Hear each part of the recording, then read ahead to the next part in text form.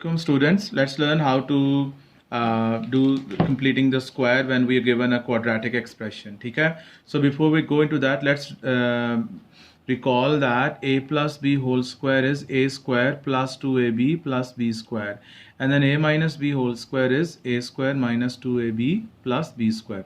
I have expanded some of the squares here just to make you guys recall, like x plus 3 whole square is x square plus 6x plus 9. This 6x is basically this 2ab, this one. Okay, so 2 into x into 3 gives us 6x. Similarly, x minus 4 whole square is x square minus 8x plus 16. So this way I have expanded these squares.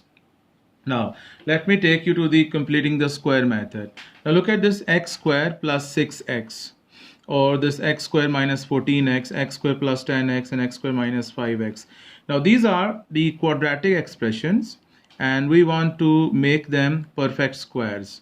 So if this is x square plus 6x, so what should I add into this so that this becomes a perfect square? Okay, for this, that what has to be added into it, I'll take you back onto these expanded squares. I want you guys to notice that what is the relationship between this 6 and this 9. Okay, what is the relationship between this 8 and this 16? Is it being doubled? If it was being doubled, then the double of 6 is 12, it is not 9. What is the relationship between 10 and 25 and 14 and 49? Okay, if you think a little bit hard, you will find out that this, if this is 6, then how come this is 9? So this 9 is basically 3 square, which is half of 6. This 16 is the square of 4, which is half of 8. This 25 is square of 5, which is half of 10.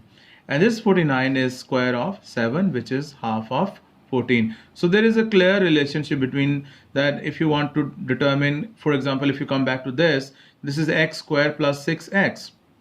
So you see that if this is 6, what is half of 6? That is 3. So we have to write here plus 3 square. Now this has become a perfect square. Similarly, half of 14 is 7. So if you write here 7 square, the square is completed. And look at this one, 10x, half of 10 is 5. So if you write 5 here, the square is again completed. And for this last one, half of 5 is 2.5. So to make it a perfect square, you will add 2.5 square. Acha. When you're adding the half of the coefficient of this x and then squaring and then adding into this expression, you have to make sure that the coefficient of x square is 1. We can only do this addition if the coefficient of x square is 1. Otherwise we can't do that. Okay, now going back to this question, now this was x square plus 6x. We added this 3 square. So in mathematics, we cannot just add a number into any expression. If we have added it, we should write a minus 3 square. Similarly, this was x square minus 14x. We added this 7 square. We should write a minus 7 square. We should write here a minus 5 square. We should write here a minus 2.5 square. Acha.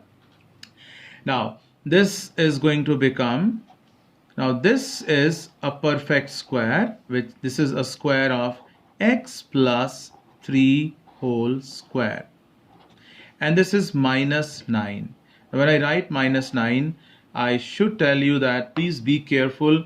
There is a difference between, if you look at this, there is a difference between 3 square and minus 3 square. Like if it is minus 3 square like this and minus 3 square like this. Okay, if it is minus 3 square, the result is going to be 9. And if it is just minus 3 square, then this is going to be minus 9. So coming back to this has to be x plus 3 whole square minus 9. Achha, whenever we write this as completed the square, people normally ask that where did this 6x go? This is x squared, this is 3 squared, so we are writing this. So please remember that if you look at this again over here, what is x plus 3 squared? That is x squared plus 6x plus 9. So when you expand x plus 3 whole square, this is the expanded version. When you want to write that back into the factorized version as a complete square, so it has to be written like this. So this 6x is basically this 2ab thing. So a plus b square is not just a square plus b square. There has to be plus 2ab into it. Okay, so that is why this is x plus 3 whole square minus 9. This one is going to be x minus 7 whole square minus 49.